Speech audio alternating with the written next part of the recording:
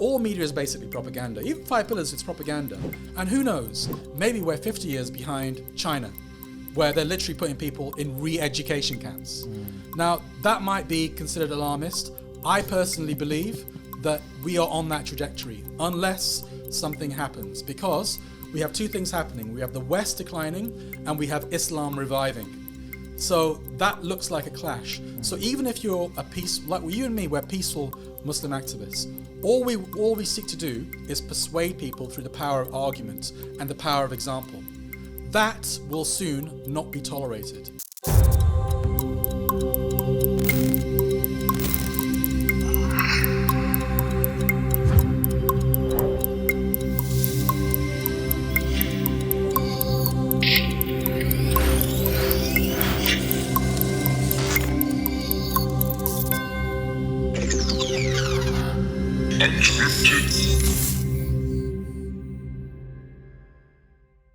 Assalamu alaikum, and we're back with another episode of the Islam 21C Unscripted podcast, where we discuss anything that comes to mind with interesting people. And today we have, mashallah, a very interesting person indeed. We have Roshan Saleh from Five Pillars. Assalamu alaikum, Roshan. Wa alaikum salam, Salman. Nice to be here. So we want to get the audience to get to know you a bit more. So your main kind of title is founding editor of Five Pillars News, the first kind of dedicated news website for British Muslims.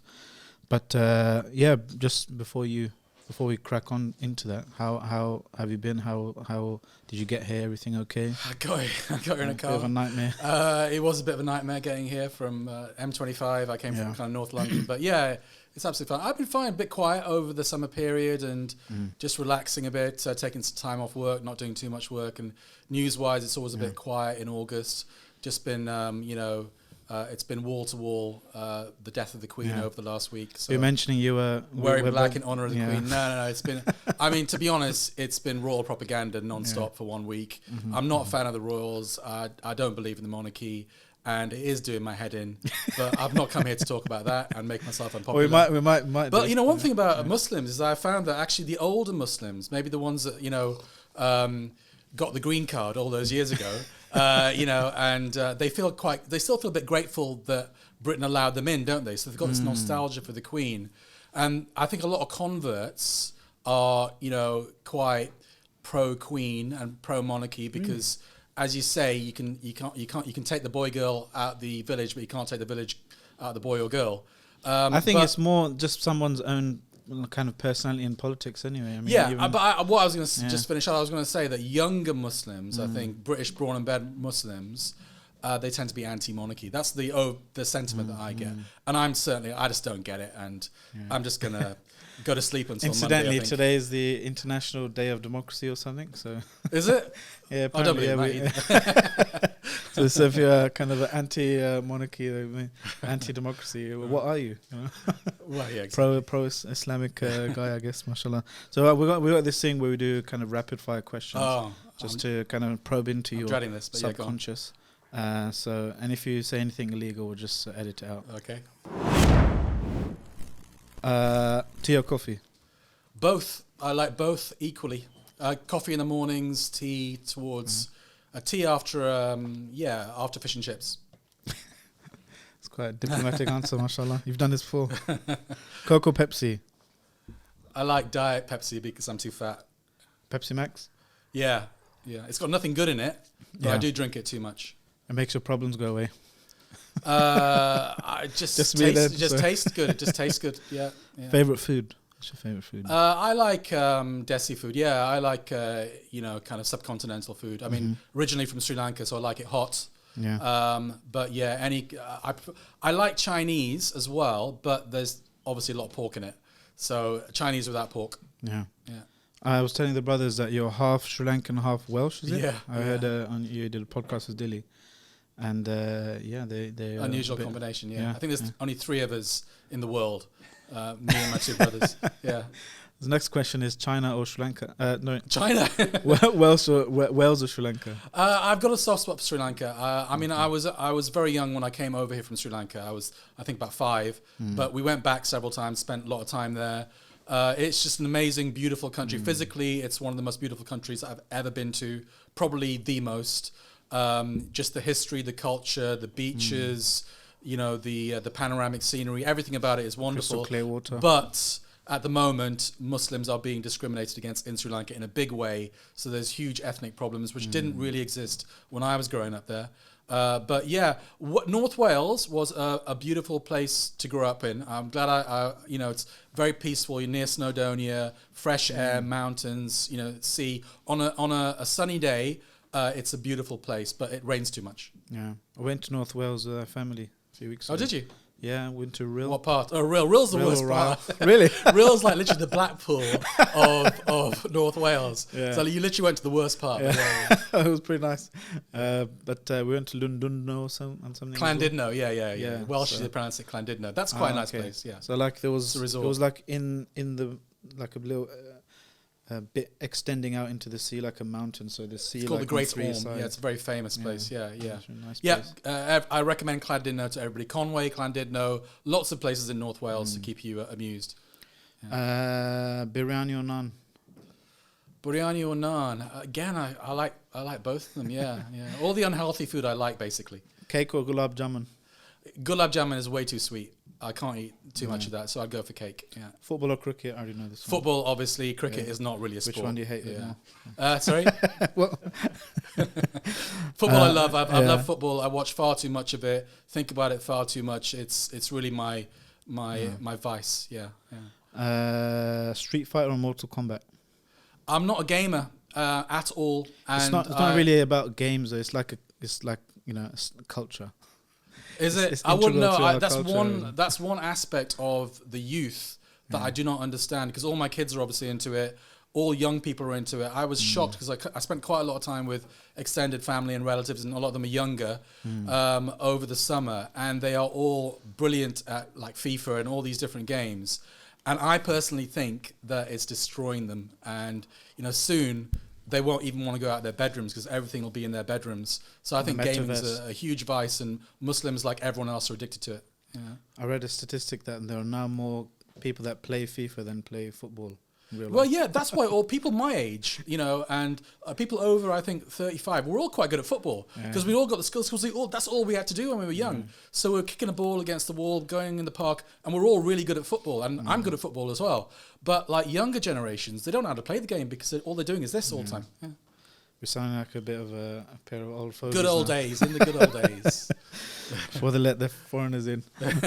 England or Wales? Wales, absolutely. I support Wales at football, at rugby, everything.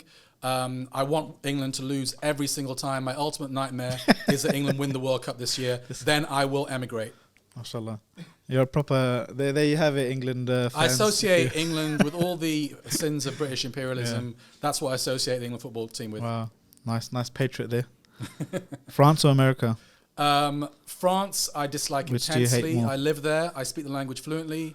Really? I lived there for several years, and when I was a lot younger and stupider, it's one of the most Islamophobic countries in the world, one of the most racist countries in the world. I do not like France at all. I've never been to America, no desire to go. I'm sure if I went there, they would stop me and deport me. Given the places that I've been. We went to France for a podcast. Which I Ramadan. I discoursed a bit in the old French language as well. Oh, okay. Many viewers might remember that. But from my GCSE French days. All right. Final question: Liz Truss or Rishi Sunak? These questions are a bit out of date. Well, I think Liz Truss has obviously got air between her ears. I mean, she's really it's the fag end of the Conservative era, isn't it? So we're getting the dregs now. I mean, I thought Theresa May was the dregs and Boris Johnson was, but Liz Truss is really the dregs. She's got 2 years in power before she loses. Sunak, I mean, I'm concerned about his Modi connections and his, Hindutva connections, but he has got brains. I think he would have made a better prime minister because he's a serious person. I don't like any Tory, by the way, but you're asking me to choose between, big shaitan and little shaitan, so I'm just doing it. This is probably the slowest rapid fire ever, but mashallah, I had a lot of fun. I'm giving you full answers. I'll give you yes or no answers if you want. Okay, so what got you into journalism? I fell into teaching because I was a lazy student and I could think of nothing else to do, and I got the grades and the education to do it. I hated it. but I always enjoyed writing, and I never wanted to stay in one building and all my life. I never wanted to do a 9-to-5 job really. So I wanted to get out, meet people, travel, and I always enjoyed reading and writing. So I guess that was it. Yeah. So you've written about your adventures as a journalist, haven't you? I wrote a book about 5 years ago. Some of it is out of date. I think I should do a postscript at some point. But yeah, it's called Confessions of a Muslim Journalist, and it's available on Amazon. And I've kind of moved on from it. But yeah, it contains, I guess, my life story. And yeah, you know, but you get to a certain age and you think, I don't have much time left in this world, so I better write down my memoirs. Yeah. So that's what I did. MashaAllah. So what? Tell us about the birth of Five Pillars. You know, so we from yes, my perspective, I understand it started 2013 or 12, so approaching a 10-year anniversary. Yeah. And it started around the kind of Merv Lee Rigby, and you needed you found that there's the Muslim voice needed. And you just started something, up and it grew from there? Yeah, well, basically, I always wanted to work in Muslim journalism because I started out at Q News. That was my first ever job. Q News, people won't remember it now, but it was a British Muslim magazine. And that gave me the bug to do Muslim Islamic journalism, which wasn't being done by anybody else apart from Q News at the time. And that went bust. They couldn't pay me or anybody else. So I had to go into the mainstream for about 6 or 7 years. Then I worked at Al Jazeera. Then I came back to work for Islam Channel and Press TV and all these different organizations. But none of them really satisfied what I wanted to do, which was Islamic journalism. And I thought, no one is actually doing this. And the attempts, I don't want to kind of name other organizations and diss them, but the attempts at Islamic journalism which existed were poor quality. What is Islamic journalism? All right, I've so never heard that phrase it is journalism, as in like we're literally going out and getting stories. So we're not copying and pasting, although obviously that goes on as well. It does in every organization. But we're literally going to where the scene of the story is. And we're interviewing people. We're breaking news. So we're not just... Most Muslim websites that say they're doing news, they're actually not doing news. What they're doing is they're copying and pasting from other sources, and they're putting their own little twist on it, or they're making these videos with all these like Islamic background music and whatever, and they're trying to kind of they're not breaking the story. Whereas I think Five Pillars, we break stories. You will discover news agency kind of thing. Yeah, so you will discover information from Five Pillars that you would never have known had it not been for Five Pillars, because we're literally going out there with our contacts and breaking stories. So that's what I would say is Islamic journalism. You weren't doing that with your previous, like Press TV? Yeah, but obviously we were covering other stories as well. So I was doing it to a certain extent at Al Jazeera and Press TV and Islam Channel, but we were also covering stories that I didn't particularly want to do, especially at Al Jazeera and Press TV, where we were kind of covering world news. So I might be covering a Muslim story 1 minute, but then I would be covering, I don't know, interest rates rising in the things that I wasn't interested in, or softer stories or lighter stories. So I wanted to focus tightly on Islamic journalism, and that's why I started Five Pillars. So what is there I've never heard the phrase. I mean, I can understand Muslim journalism, or with regards to like the Muslim affairs and stuff. Is there something particularly you're thinking Islamic ideologically that there's? Yeah, so obviously we are doing the same thing as other journalistic organisations like The Guardian, and we're applying the same technique because Dilly and I are both trained journalists. That's what we're trained. That's our profession.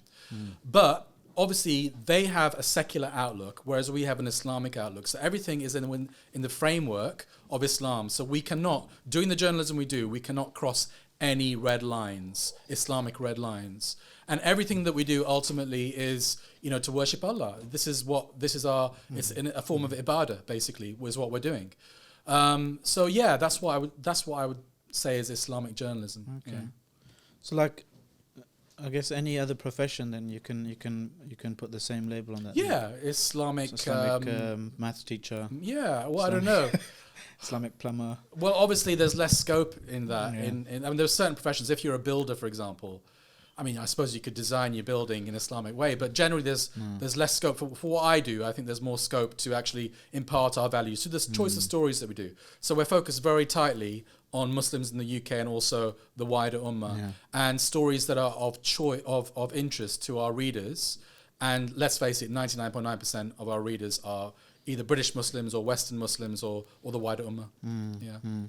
One of the things I wanted to talk to you about, and I was kind of putting a message around in our kind of groups and stuff, saying I'm going to be chatting to Rushan 5 Pillars. You know, what should we talk about? And one of the things that came up was, what do you think about the dominant news culture today?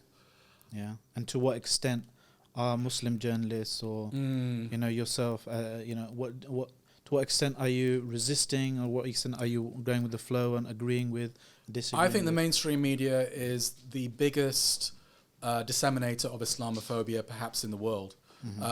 And I would put virtually all mainstream media in that category. So obviously we have open Islamophobes like the Daily Mail and the Express and the Star and these papers that we know they're openly, they just don't like Muslims, you know.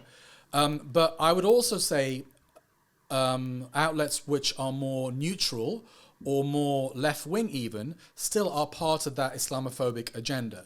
So, and in the choice of stories that they make, in the people they interview, like The Guardian, for example, was always interviewing Maajid Nawaz as a representative of Muslims in the UK, you know, whereas they would never interview me or you, you know. So they're deliberately, and the BBC as well. So they're deliberately ignoring grassroots Muslims, and they're going for fringes. Isn't that because in their newsrooms there were very few Muslims? Maybe, but I don't buy this. There are two sides. Like to if you at 5 Pillars were to, you know, get a story about or be asked to something happen in, you know, Philippines or something. Yeah.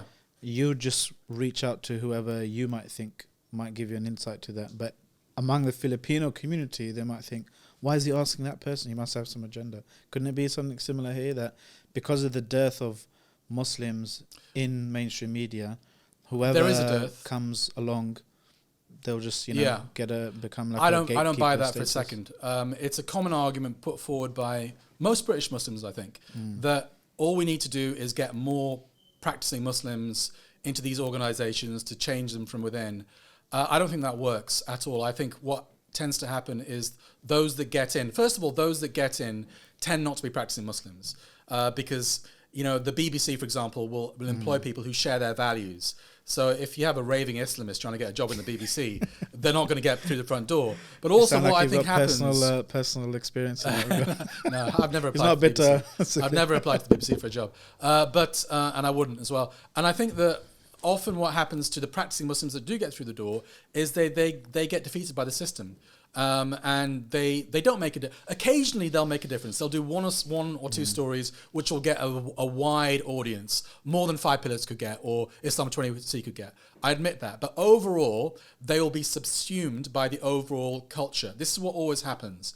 And we have the examples of people like Asad Beg, for example, who's at Channel 4 News. And I think he would admit now that, you know, even Channel 4 News, which is quite a left-wing organ, we view it as a left-wing, the best of them, you know. Even he got his I mean, he was forced, I think, to apologize when he called Ahmadis, you know, non-Muslims or something like that, you know.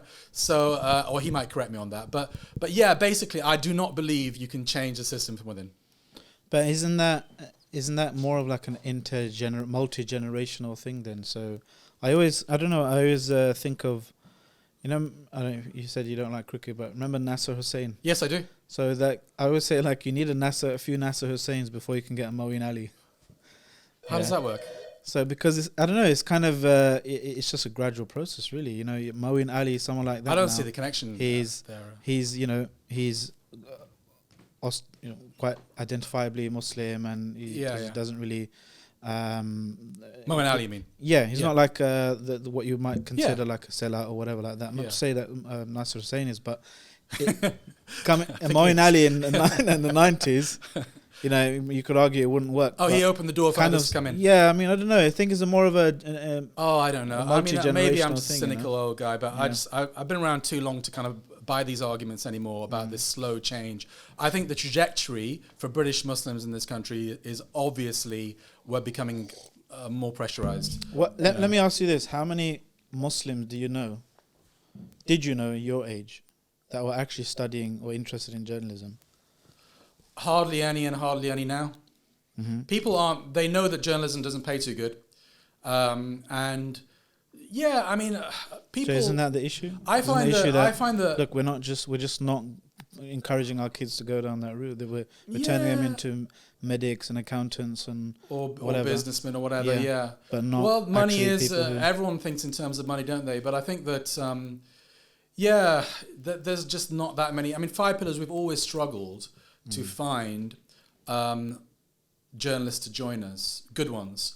What we find is that we get lots of answers to CVs, but ultimately people, they want their name in lights for 1 or 2 articles, and then they lose the interest. They don't have that. They want to do the boring. Yeah, they don't want to do the donkey work, the everyday donkey work, the unglamorous work that we have to do at Five Pillars every single day. You know, that's what builds any organization. You know, at least 60-70% of it is probably boring donkey work, you know, admin work, whatever. And only 20-30% of it is the glory stuff. Yeah. There's too many Muslims out there that are not committed, I would say, to Muslim journalism. They say they are, but ultimately when it comes down to it, they won't take the hit in terms of salary, and they don't sustain the interest for long enough. I think that's true about Muslim activism in general, because obviously I'm in my late 40s now, Salman. So I've seen, I've been involved in Muslim activism since my early 20s. And the number of people that I knew early 20s that are still around now doing Muslim activism, I can count it on one hand. Because ultimately, it doesn't pay. They get a bit dispirited because sometimes Muslims don't support our own community, and ultimately they just get mortgages and they get a 9-to-5 job, and that's what they focus on. Yeah, and you don't want to go down that route. No, I'm never going to be a millionaire. Sure. I know that, and this is my bed, and I'm going to lie in it. Yeah. So in terms of the news culture, then, so you said okay. The mainstream media is Islamophobic, kind of in its nature. Yeah. I don't think many people will disagree with that. But what about the actual underlying logic of journalism? You know, that because I was watching the other day, I think it was BBC News or Sky News or something. I was just driving and I was listening to it on live stream on YouTube or whatever, and it was so pointless. Pointless, just filling time. This culture of always reporting 24 wall to wall coverage. They were like, oh, King Charles, he did this, or he didn't invite so and so to the coronation. What do you think that means? It's just like they were filling time. Yeah, it's like people are just tuning in just to get senseless information. I feel that's one of the underlying or driving logics of modern news culture, which is just to kind of just inform people to death about. It's like infotainment, isn't it? I think the first editor of the Guardian, I think he was called C.P. Scott. He said that it's entertainment, education, and information, or something like that. That's what we're supposed to be doing it. I think the 24-hour news is on its way out. I think. After the first Gulf War, CNN rose to prominence, and then we got all used to this 24-hour news culture. But I actually think the 24-hour news channels will be dead in the next few decades, because now the social media culture is overtaken that. Everyone's getting their news from mobile phones and from laptops. Not many people watch 24-hour news anymore, apart from when it's a big event like the Queen dying. Or 9/11, these kind of major events. Then so it you gets kind attention. of just on in offices or whatever, or reception. Yeah, it's background, but in terms of, and it has older audiences. Older audiences still watch it, but younger audiences, I would say up to the age of 40, the majority of them will watch very little, 24-hour news, and they'll get all their information from mobile phones. Yeah. So you think that kind of what's the change in culture then in that? Well, look, it's always been news has always been a entertainment business. We have certain there are state all right. So there's the state funded organisations like the BBC, like Al Jazeera, like Press TV, like Russia Today, and France 24. So they're funded by states. That's why they have. I mean, news is a very expensive business to do it properly. So it needs huge money, and it only can be funded by states or rich media moguls like Rupert Murdoch. So on the one hand, you have the state propaganda channels, and they will ultimately disseminate the worldview of the country they come from. So BBC, British propaganda, Al Jazeera, Qatari propaganda, Press TV, Iranian propaganda, etc., etc. Then you have the politically, ideologically driven media moguls like Rupert Murdoch, who owns so many, newspapers and TV stations in America, Australia, and the UK. Even Sky News Arabia is owned by Rupert Murdoch now, I think. And so he has a right-wing worldview, and he disseminates that through his papers. So there's all media is basically propaganda. Even Five Pillars, it's propaganda. But we're trying to be fair, And I think that's no, but we're not lying. That's what I'm trying to say. 5 Pillars is propaganda, but we're trying to be fair. Of course, all media is propaganda. It's just the sophistication of that propaganda, which is the difference. And the BBC is very sophisticated propaganda. So they will give maybe 20% or less than that, 10% of the other side of view.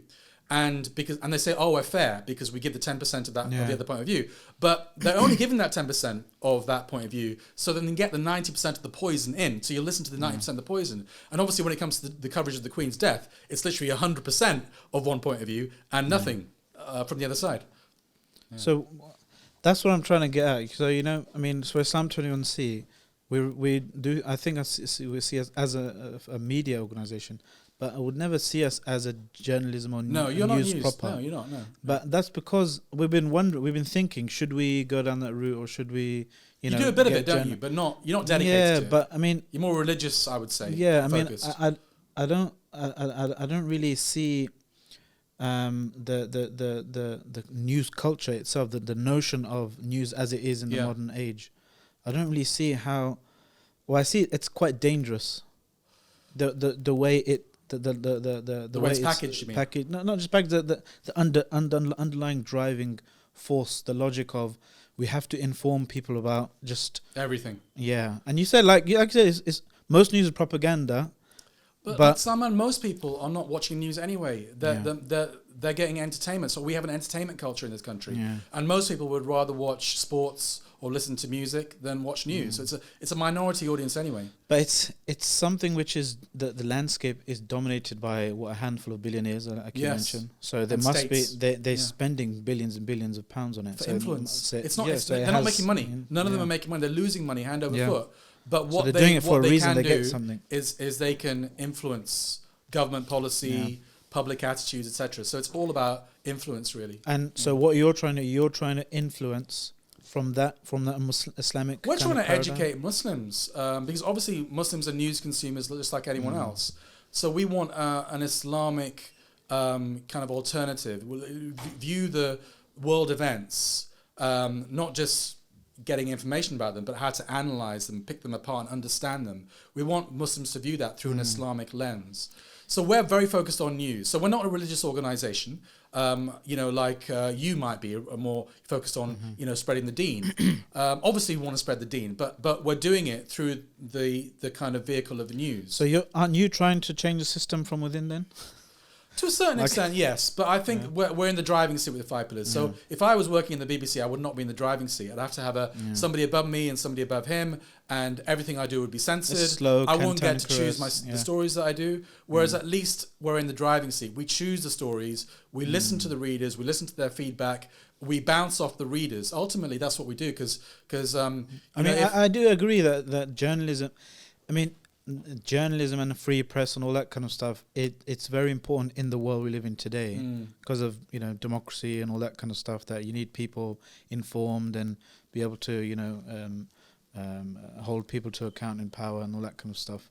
So I understand it within this context. I'm just wondering, is there our aim is actually not to, I would say, Dilly might disagree with me here, I'm not sure, but I would say our aim is not to change government policy, or not to even influence the wider non-Muslim culture.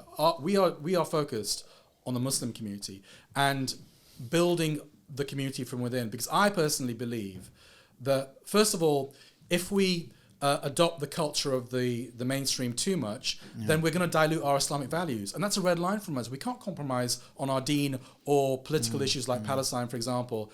And if we kowtow too much to the wider non-Muslim culture, that's what's going to end up happening. So I'm a great believer in building strong Muslim institutions in this country, and very strong ones. Like the Jewish community have built strong institutions, and then the wider culture can, basically adopt some of our narrative rather than us subsuming their narrative.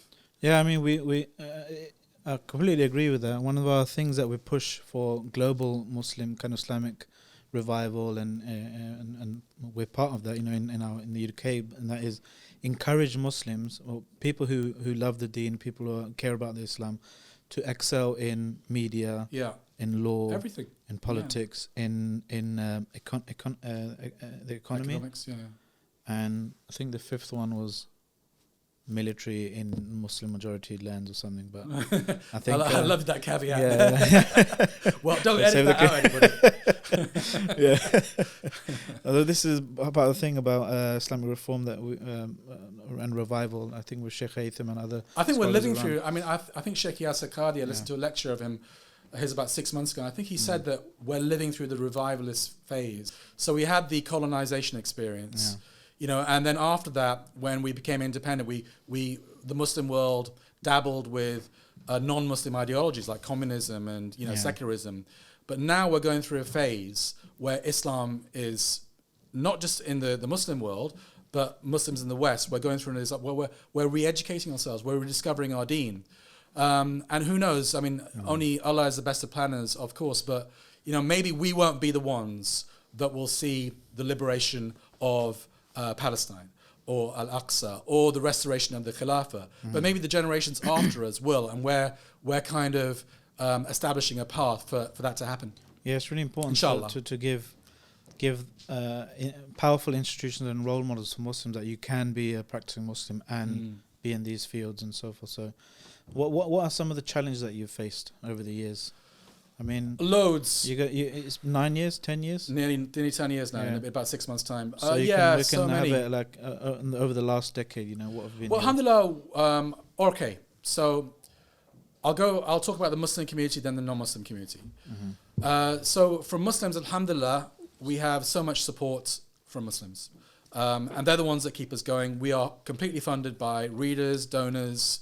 I don't know most of the donors that actually give, because everyone's giving £5, £10. You need to find a nice Muslim billionaire. Yeah, inshallah. Please, just give me £1 billion and I'll leave you all alone. No, it's like, so most of the vast majority of our donors, I don't even know who they are. I mean, I know their names, but I don't know personally who they are. They're the ones that sustain us. We will never take any government funding. We will never take any, sectarian funding that will say you must support this sect against that, so whatever, So we must remain independent, because that's our unique selling point. That's where our readers trust us. And all the feedback that we get is that we're doing a good job, but we're not big enough. And part of the reason why we're not big enough is still there is this mindset in the Muslim community that they're going to give to humanitarian causes before political causes. That needs to change. I personally give 50-50. So in Ramadan, I'll give 50% to humanitarian causes, because that's needed, but it's a sticking plaster, because you have to give the same amount of charity the next day and the next day. Whereas the longer term strategic benefits of the political causes, the think tanks, the media, stuff like that, the impact of that might not be felt straight away, but it is felt over years in terms of empowering the Muslim community. So I think Muslims need to change their mindset and give as much to political, longer term causes than shorter term humanitarian causes. As far as the non-Muslim community concerned, we've been under a lot of pressure from the state, behind the scenes. Social media, we've been censored, unlike anybody else, I think. We're not judged by the same yardstick. So the BBC Guardian, they could print a story on the Taliban, for example, and nothing would happen to them. If we print a story on the Taliban, which is saying essentially the same thing as the BBC, we'd get censored. We'd get a strike on Facebook. So we have been systematically... You mentioned the T-word. The T-word, we will mention a lot more of it, inshallah, in the future. So we have been systematically targeted on social media platforms, and our reach has been decimated to a certain extent, and then it comes back again, but it's a constant cat and mouse games with big tech, which are going after Muslim news websites and activists, even non-Muslims, that talk about Palestine, that talk about LGBT issues, that talk about these controversial issues in the West. So it's difficult, but at the same time, so far we haven't been shut down. Although maybe that's to come. Who knows? I do feel that generally the trajectory is that Muslim activists in this country are being pressurized more and more.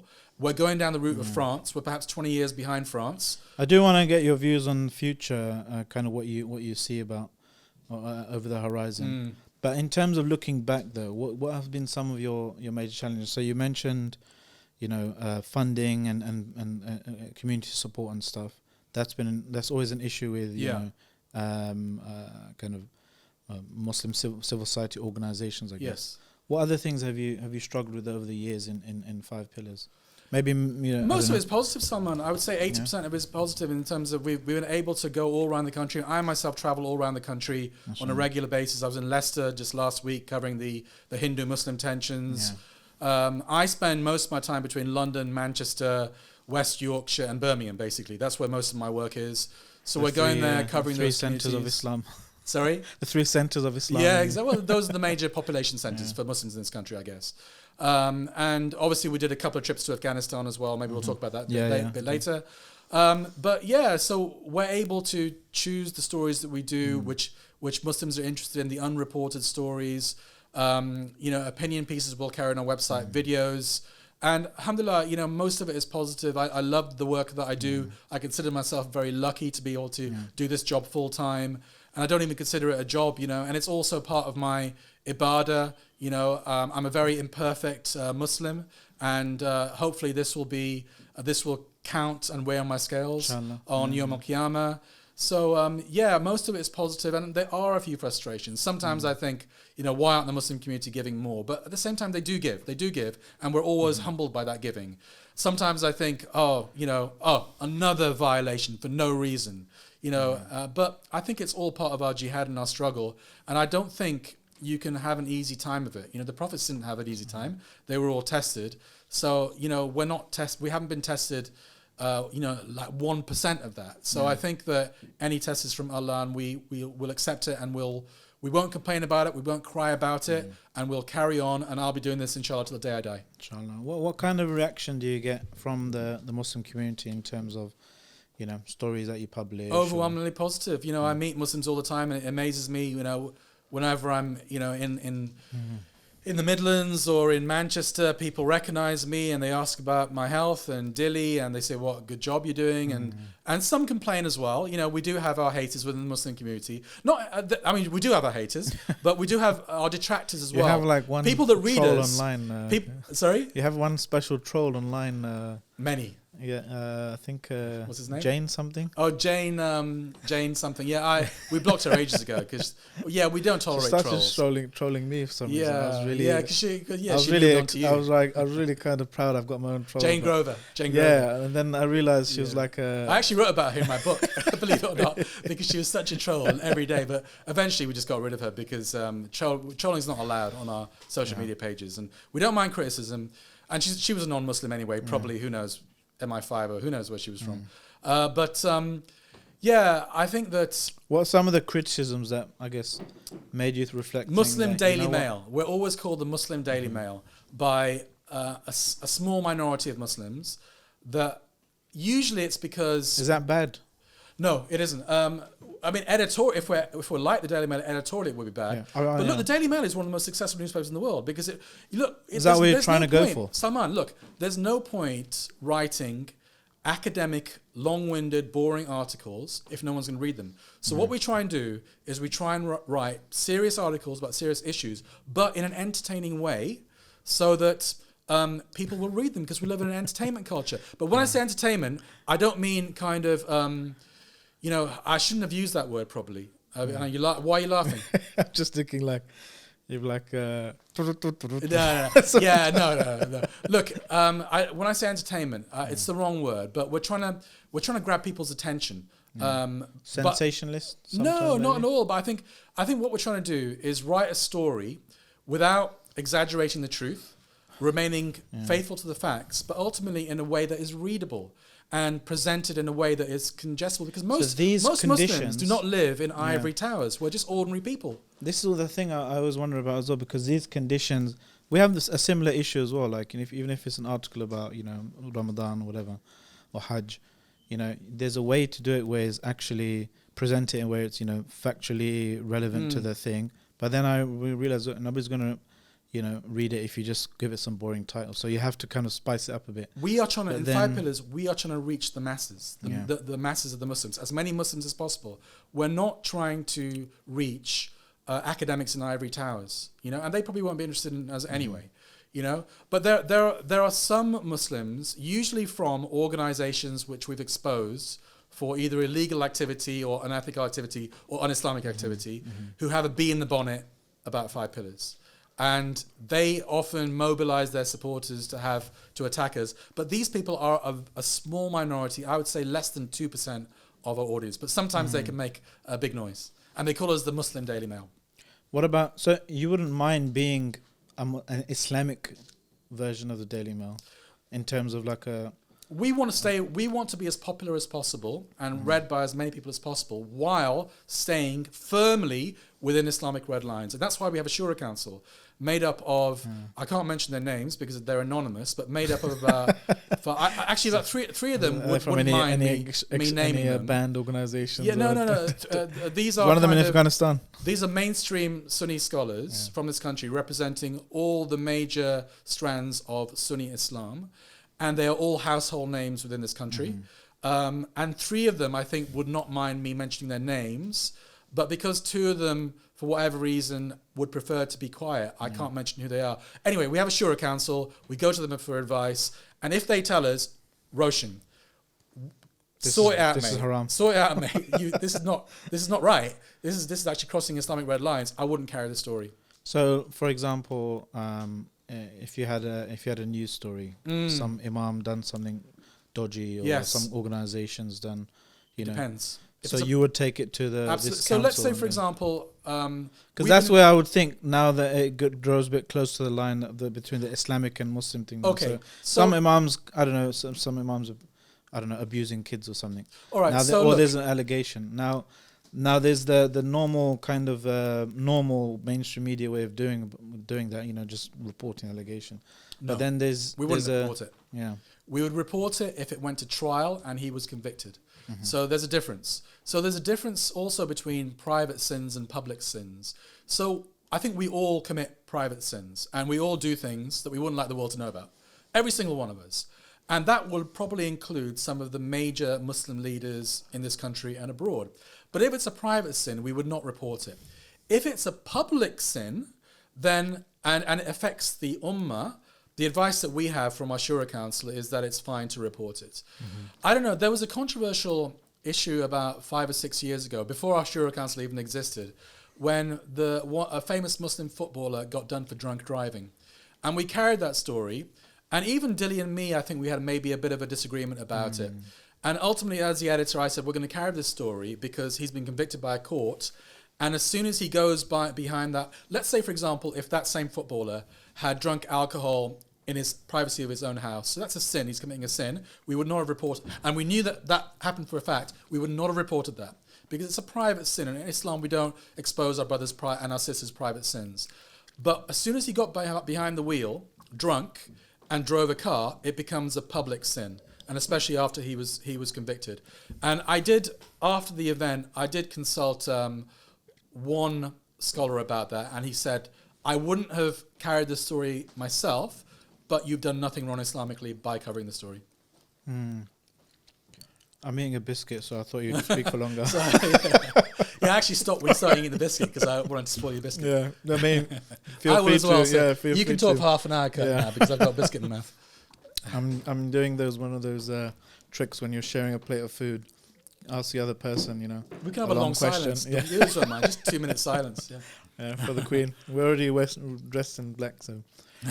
But I mean, I would say that's an example of, cutting it close to the boundaries here. I don't want to give the impression that it's like a clear-cut boundary. Some things in the Sharia as well, because of the wisdom from Allah subhanahu wa ta'ala. Yeah. If Allah really hates certain sins, He'll surround them with other sins and surround those in the grey area. So you can't just kind of accidentally commit zina, a major sin or something. You'd have to commit so many other sins on the way to that. And you have to, kind of traverse through grey area even to get to those sins, So you wouldn't have covered that story? I mean, so things like the honor of a Muslim, the reputation of a Muslim, these are like sanctified by Allah subhanahu wa ta'ala, like their blood and their property.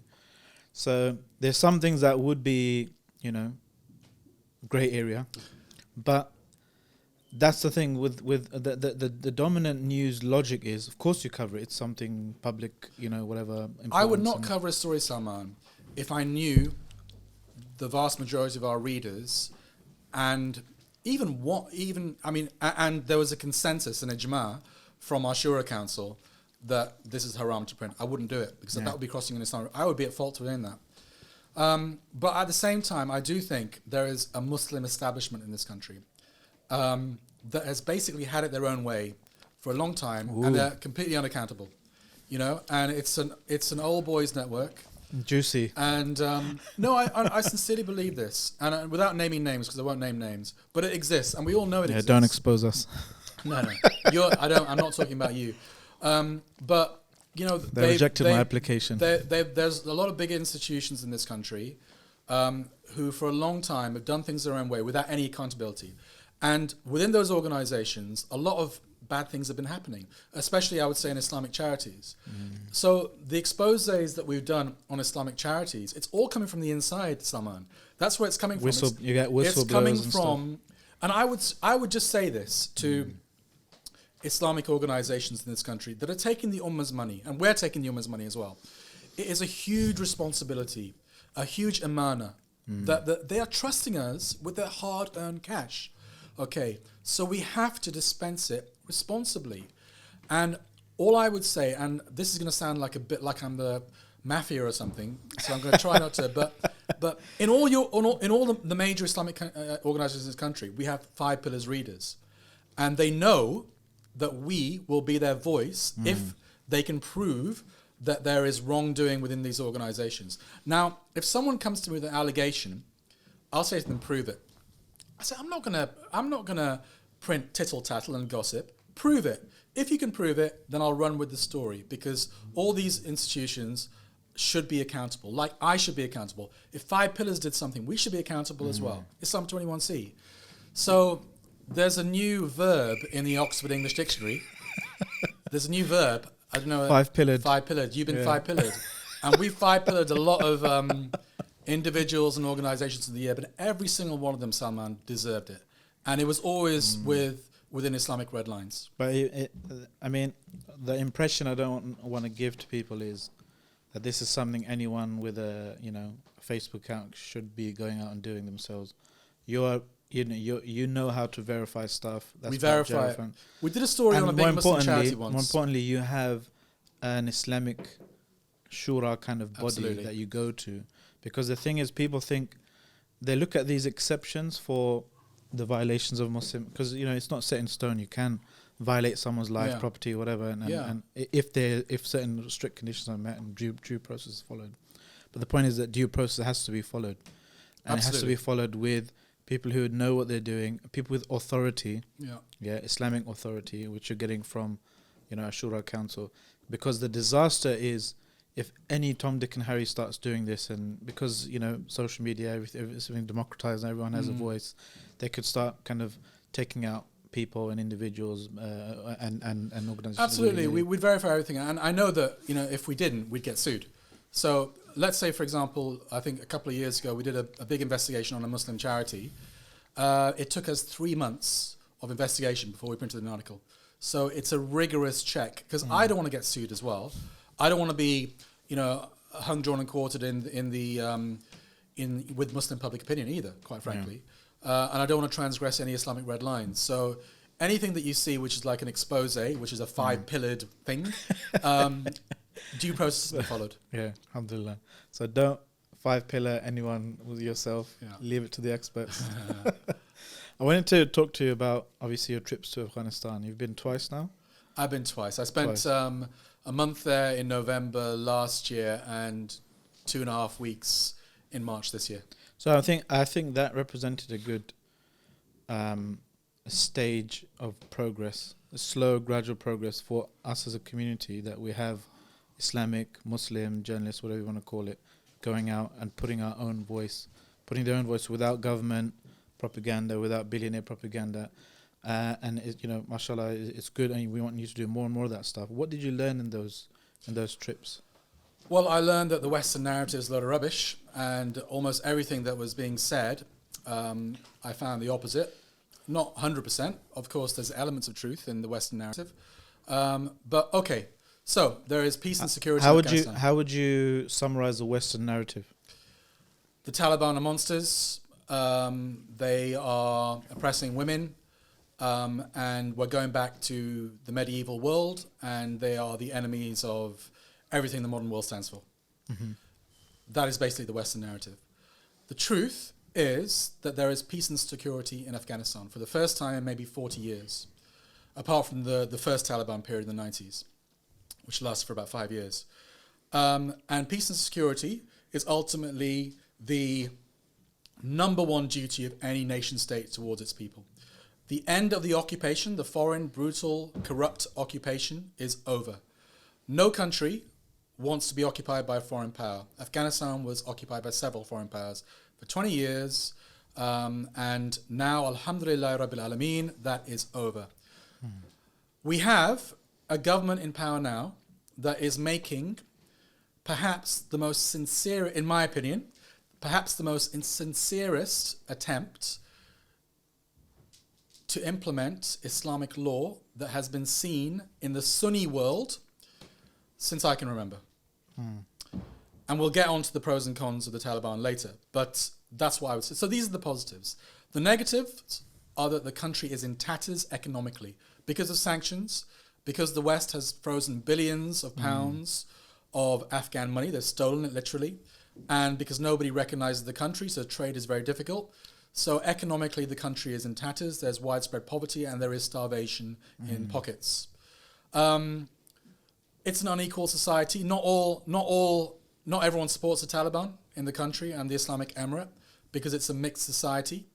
I would say they are the most popular single group in the country, and they would win elections if there was nationwide elections. I'm convinced of that. But they are deeply unpopular in certain areas as well. And you have things like... Why is that? Why are they unpopular? Some Afghans are secular. Some are atheist, unfortunately. Some are very westernized. Some are Shia and they don't like the Sunni. Are there any normal Muslims that are anti-Taliban? Yes, I know religious Muslims that support the Taliban, or they might be even anti-Taliban to a certain extent because they believe they kind of believe that with the Taliban in power, there's no future for Afghanistan because of the economic situation. There are other Muslims, Salafis. Some Salafis aren't very happy with the Taliban because they feel as though they're cracking down on Salafism, especially in areas like Jalalabad and Nangarhar province near Pakistan. And they feel that the Taliban are killing Salafis while saying they're killing Daesh, ISIS. Now, I can't comment whether that's true or not. I personally don't believe it's true, but I've heard that quite a lot. And there are a lot of supporters of the Islamic Emirate who are very upset at the Islamic Emirate for not educating secondary school girls. What's your view on that? I think they should. I've got a nuanced view. My personal view is that Islamically they're wrong in not doing that. I think all girls should be educated. And I think that is the majority view in the Muslim world. Are they against educating them or against sending them to school for education? Say that again for someone. Are they against education or school? School education, public education. So it's fine for them to be educated at home. Okay, so the situation in Afghanistan. I'm a homeschooler, so we're kind of... so you're right. We're kind of sensitive to the distinction between education and school. So the situation is that primary school girls are going to school in Afghanistan, all across the country. University girls and women are getting their education. Secondary school girls are not. Now, some provinces are basically just disobeying the central government's diktats, and they are educating secondary school girls. Private schools are educating secondary school girls. But the vast majority, I would say millions and millions of Afghan girls from the age of something like 11 to 18, whatever, are not being educated. Now, my personal, obviously I'm not an Islamic scholar, but as far as I understand, that would be against the majority consensus, the majority opinion of Muslim scholars all over the world. However, their urf is different. Their norms, it's their local culture. If you go to Kandahar like I did, you kind of understand why this is not happening, because this is their local culture. You hardly see women on the street or girls on the street. And they have things like, oh no, we have to change the curriculum because there are certain aspects of the curriculum we believe are detrimental to female education. We don't want boys and girls on the streets at the same time mixing, coming home together. That is their local culture. And it's the same in basically southern Afghanistan and northern Pakistan are the same place. Pashto, Pashto language and Pashto culture, Pashtun Wali, I think is it Pashtun Wali, the local code? I have no idea. Yeah. So obviously we know that in Islamic law, there is scope for cultural understandings as well to be implemented. We call it urf, don't we? And their urf is that you don't educate girls in schools. And I personally think the Taliban are split over that issue. There are more modern elements that would like to see it happen, but ultimately the ones calling in the shot are, Sheikh Hibatullah, the leader in Kandahar, and others. And they feel like, why would we do this when it's not our culture? And we don't believe in it. And are we going to do it just to please the West? And they don't want to be seen to be pleased in the West. They said, we've tried to be nice to the West for a year. All they've done is sanction us, steal our money, and blockade us and destroy us economically. So we're not going to give them any concessions. And we don't want to do this particularly. However, it is deeply unpopular, even amongst Taliban supporters. I did not meet one religious, mainstream Muslim in that country who supported the Islamic Emirate, who agreed with that policy. They all basically disagreed with it. So it's deeply unpopular amongst supporters of the Islamic Emirate also. Did you feel safe when you were there? 100% safe, safer than in London. There are parts of London I definitely wouldn't go at 10 o'clock at night. Afghanistan I would go anywhere. Really? Yes. How many? I mean, did you see?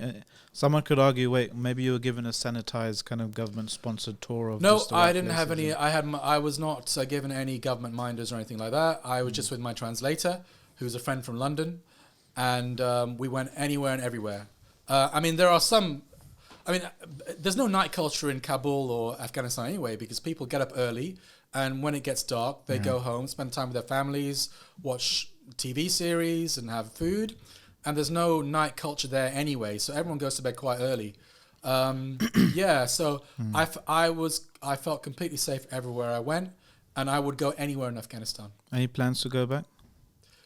I would love to go back at least once a year, for a decent period of time. Yeah. I loved it. Beautiful country, beautiful people. What's the future for Afghanistan, do you think, in your opinion? I think that it's been a year uncertain. Since the last troops left. And like you mentioned, the economy's in tatters, sanctions, stolen wealth, foreign currency reserves. They've tried, I've read, to make something of their country, repurposing poppy fields for strawberries and whatnot. But, is that enough for them to actually build a successful nation, do you think? Huge question marks. I think that we could be sitting here in 5 years' time and the Islamic Emirate is over. Simply because of economic reasons, and the population have uprised against them because they can't feed them. So that is a distinct possibility. I think that would be a huge shame, a huge backward step for the Ummah. And that's why I think that we should be a little bit understanding of their foreign policy decisions. Because the Islamic Emirate, for example, they've literally got no option at the moment but to make friends with China and Russia. And people will say, oh, but they're the Islamic Emirate. Why aren't they criticizing China over the Uyghur issue? We should be understanding and patient because they have no choice. It's literally life or death situation in that country. So they have no choice. We have a choice. They have no choice. At the same time, I think the Ummah, the wider Ummah, has a big responsibility. We've seen any attempt at an Islamic state squashed by the West, because the West will not accept an Islamic state sprouting up anywhere in the world. They see that as a threat to their, hegemonic narrative. And I think it's up to the Ummah, the wider Ummah, to help Afghanistan stand on its own 2 feet. I think British Muslims should go there and invest in the country, And if they have good intentions, go there to do some tourism. It's perfectly safe. Go there to invest in businesses to help the local people.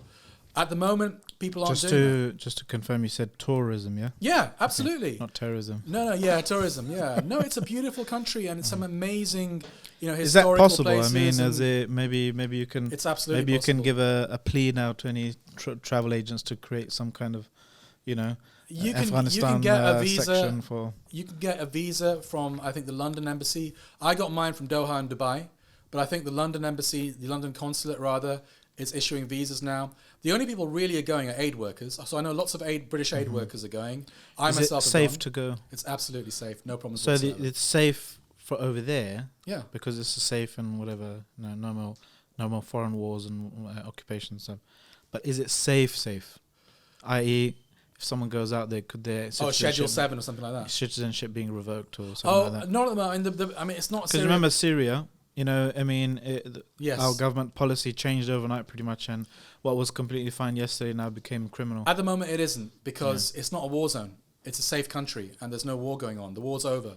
And the British government is talking directly to the Taliban, openly. I didn't know they had a consulate in London.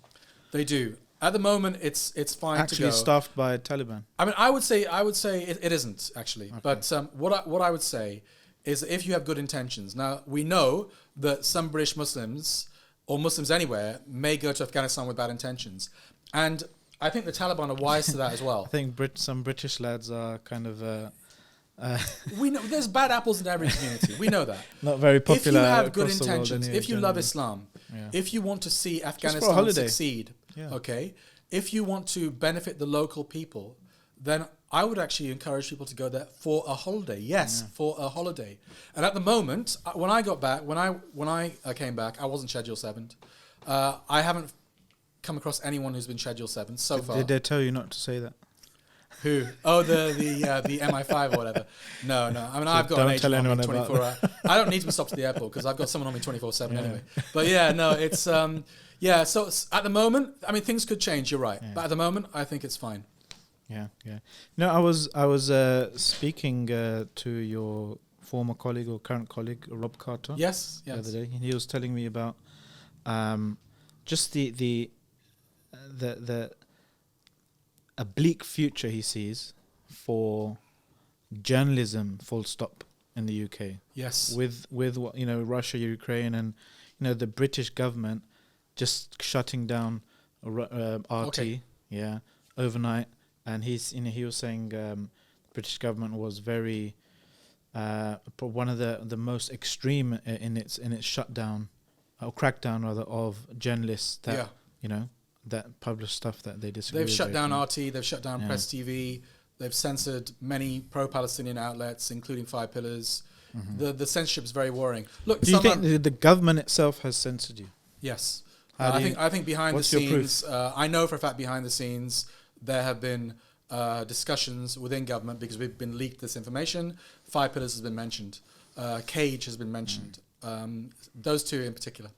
And others as well, probably, but I'm not 100% sure. Look, Salman, this is the context. Let's look at the big picture. The big picture is the West is in decline. I'm convinced this has happened. The West is in decline, not just politically and economically and militarily, morally. First of all, morally. So Britain was great for many years, the British Empire, but it was underpinned by quite conservative values, Victorian values back home, family values. They had similar values to us.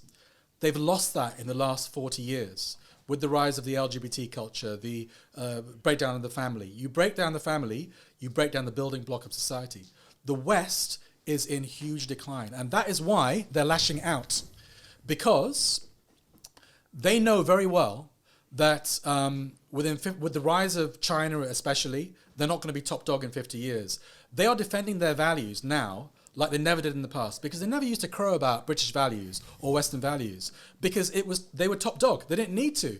That was prevalent all over the world. But now you'll notice that Liz Truss and others, they're talking constantly about Western values of freedom and democracy, and they're saying it because they know it's in decline and they see Islam as a threat. So what's happened? Sorry, I'm going on about here, but I want to say this. What's happened in this country is Muslims were brought over after the Second World War to do the menial jobs to build the country after the Second World War, and we were allowed, by and large, to practice our religion privately, because the British are a bit more tolerant than the French. They don't mind people, practicing their religion in private. Over the decades, British Muslims have become more confident. They're not taking racism anymore. They're not taking Islamophobia anymore.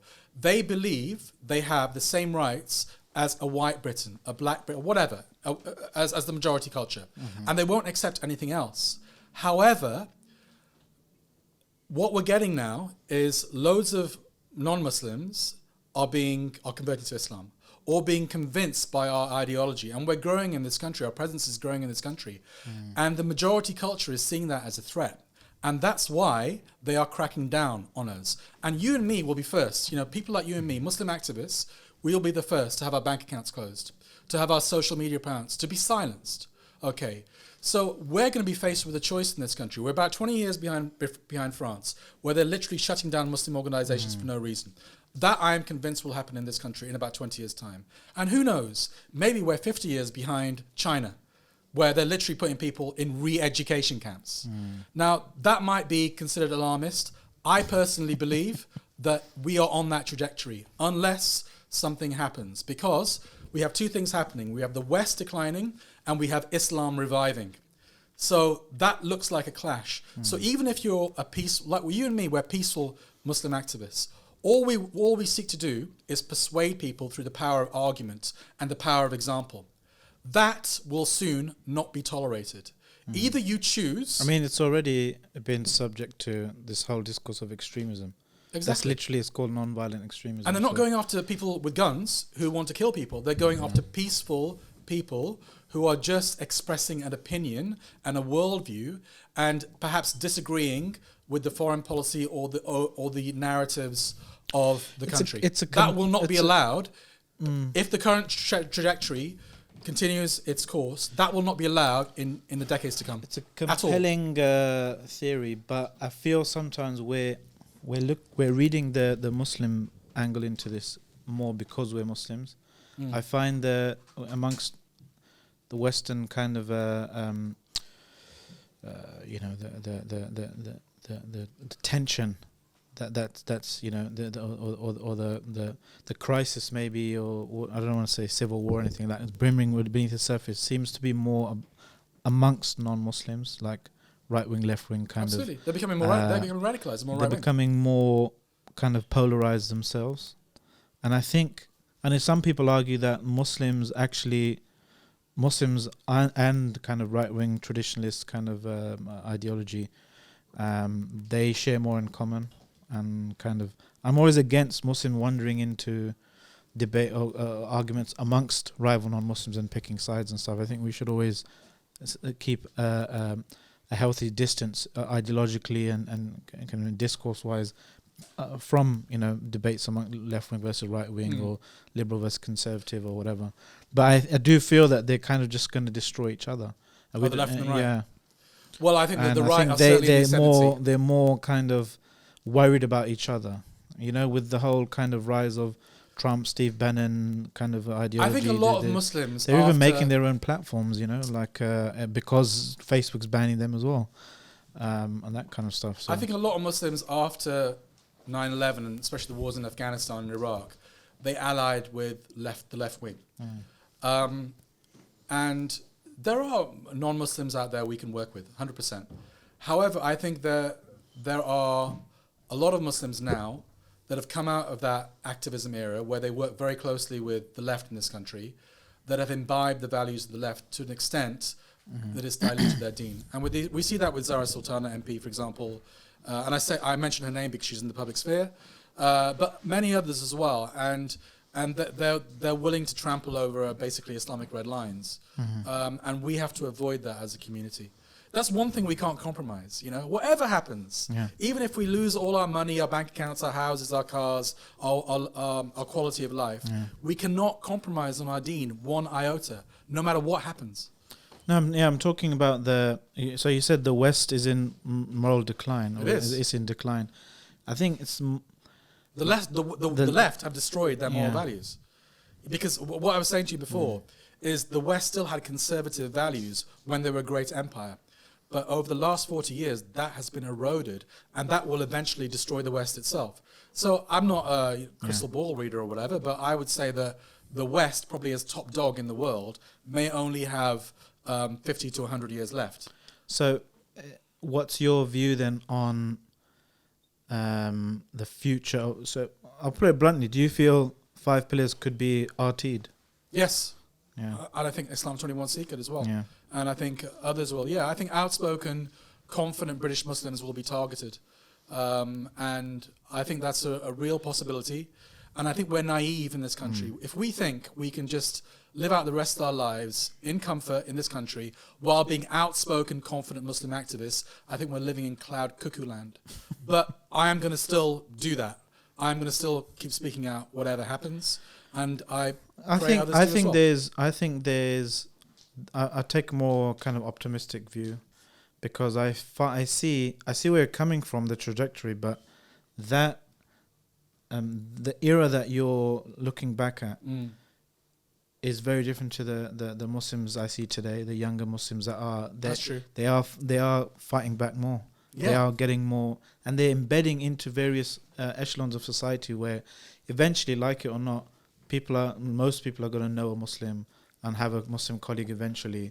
And I really do think our community is a sleeping giant, because I think if all things were equal, Salman, and the state just allowed things to take its natural course, then I think you're right. I think Islam would spread amongst non-Muslims in this country, because we would convince people through the power of our argument.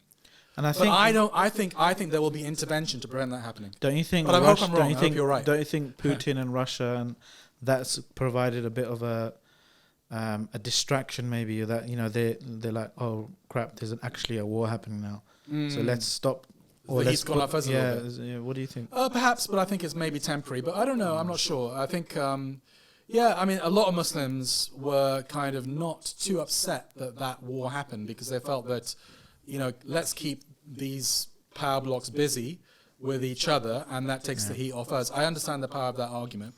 And ultimately, Allah is the best of planners. So everything that I say is just political analysis, and I actually hope that I'm 100% wrong, because that would mean that there's a future for Islam in this country. Yeah. Okay, Jazakallah khair. I mean, run out of tea, and we're getting the tea signs from our producer there. So Jazakallah khair for joining us today. Thank you, Jazakallah khairan. Thank you at home as well for watching and tuning in. What do you think? Are we headed this way, or are we headed that way? Let us know in the comments. I know Roshan hopes that he's wrong, and we are heading for a good future here in the United Kingdom and Western countries. But let's see, hear your views and your opinions as well in the comments. Just a reminder, if you like this podcast, give it a like and a share, and hit the bell notification button to be notified for any future podcasts. That's it for now. I've been your host, Salman Butt, and this has been the Islam 360 Unscripted Podcast. Until next time, Assalamu alaikum wa rahmatullahi wa barakatuh.